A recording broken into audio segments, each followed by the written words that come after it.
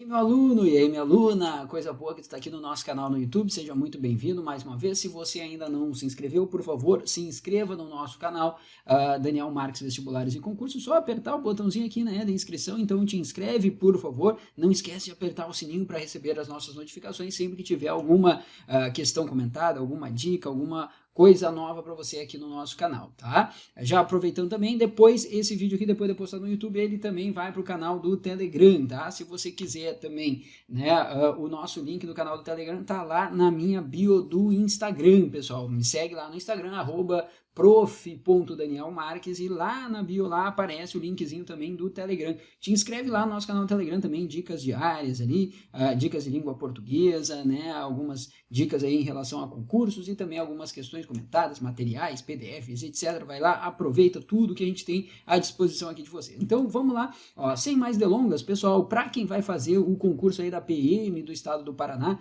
que saiu agora o edital, né?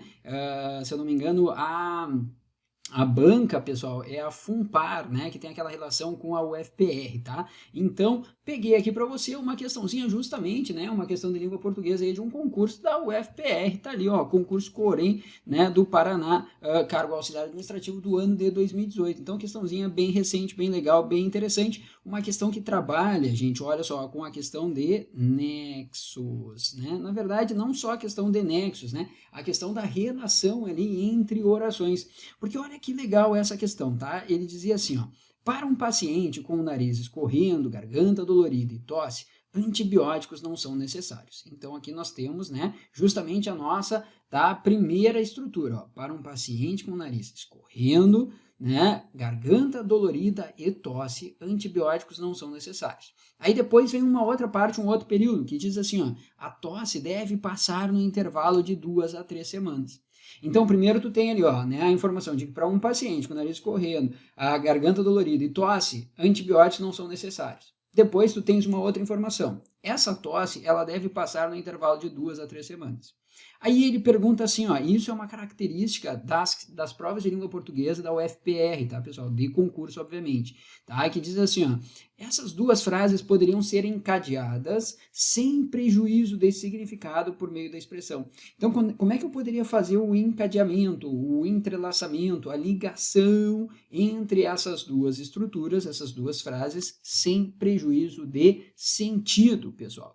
Então vamos lá, aí por isso ele traz justamente alguns nexos, ó. Por quê? Porque a gente sabe que a conjunção ou o nexo, eu chamo de nexo bastante, tá, pessoal? Mas é aquilo que você já deve ter ouvido falar também, chamado de conjunção. Lembra que a conjunção, tá, é aquela palavrinha que une termos, une orações, estruturas oracionais. Só que claro que dependendo da conjunção, ela já vai carregar um valor semântico. Então, uma ideia de adição, uma ideia de oposição, uma ideia de concessão, uma ideia de condição, e assim vai, uma ideia de tempo, etc.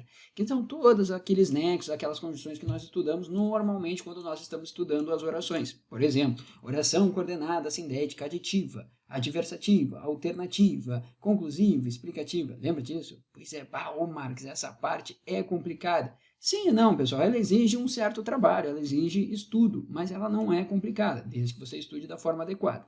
Mas olha só que legal. Você pegou então duas estruturas. Num primeiro momento, ele está dizendo que para um paciente que está com o nariz escorrendo, com a garganta dolorida e com tosse, antibiótico não é necessário. Se eu chego para você e te falo isso, tá? E aí depois eu digo assim, a tosse deve passar no intervalo de 2 a 3 semanas. De uma certa forma, essa segunda estrutura, o que você acha que ela está te trazendo de ideia em relação à primeira? Ela está te trazendo justamente o quê? A razão, a causa, o motivo pelo qual, né, gente, tá? A tosse deve passar, olha só, a tosse deve passar no intervalo de 2 a 3 semanas. Então, de uma certa forma, percebe, olha só, se eu utilizasse, né, o nexo embora, tá? Se eu utilizasse o nexo embora, você acha que o embora poderia ser utilizado ali? Não, por quê? Primeiro, o embora, de forma alguma, vai me trazer uma ideia de explicação, uma ideia de causa, tá? Eu não tenho isso, que é justamente o valor que a gente quer ali, né, para encadear, para ligar aquelas estruturas oracionais.